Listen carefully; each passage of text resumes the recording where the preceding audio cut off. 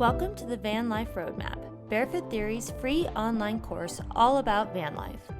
Join me as I share everything I've learned over 4 years of living on the road, so you can take off in a van you love and never look back.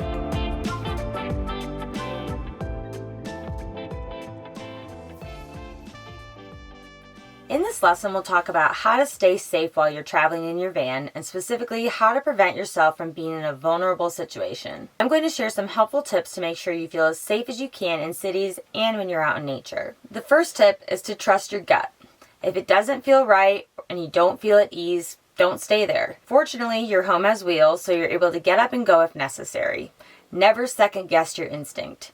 You can always find another spot to park, and it's better to be safe than sorry. And if you're traveling with a partner or a friend, trust them too. If someone else doesn't feel right about the place, move on rather than getting frustrated or telling them that they're being too cautious.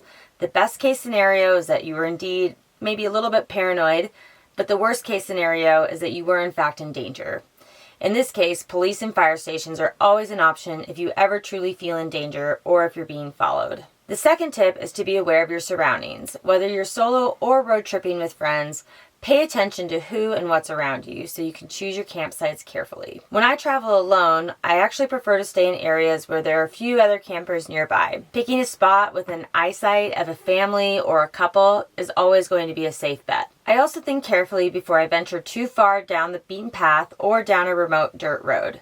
This is both for my safety while I'm sleeping, but also in case I were to have issues with my van and I was by myself, like a flat tire. In developed urban areas, I feel safer staying in a well-lit parking lot and on nicer residential streets.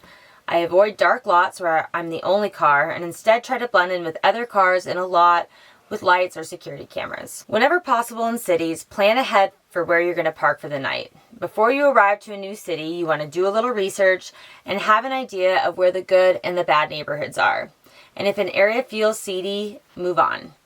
After a while, you'll hone your senses to better know what's a good spot and what is not. My third tip is to keep your doors locked. This goes for both outdoors and when you're in towns. Make it a habit to keep all of your doors locked while you're in the van and always while you're sleeping. Next, whether you're in a city or somewhere off the grid, I recommend hanging up your blackout curtains as soon as the sun gets low in the sky. Whether you're alone or not, it's safer practice to prevent wandering eyes from peeking in at night. The fifth tip is to have an exit plan in place. Keep the driver's seat clear and the keys handy just in case you need to leave suddenly. Designate a spot for the keys to go as soon as you shut off the engine and make sure everyone in the van knows where to find them. Know your exit and when possible, orient the van in a way that allows for an easy exit. Lastly, some people will feel better knowing that they have some sort of defense tool, like pepper spray, a knife, a taser, or some other type of weapon. And the goal here is to avoid ever being in a situation where you feel like this is necessary. And whether or not you carry something like this is a personal decision. If you do, you just need to make sure you know how to use it, and also keep in mind that gun laws vary by state. What is legal in one state may be illegal as soon as you cross into another, so you do your homework before bringing a weapon on board.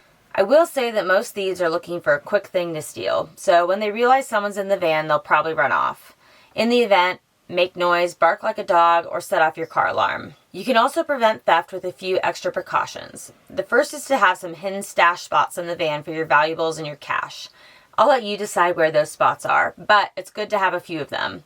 For example, don't put all your cash, your passport, and your credit cards together in one place. You'll also want to put your laptop and camera equipment somewhere that isn't super obvious. You can also consider hiding a safe somewhere in the van to lock up your valuables. Just make sure the safe itself is bolted down and can't be stolen. Next, if your vehicle doesn't have an alarm, it is possible to install an aftermarket one.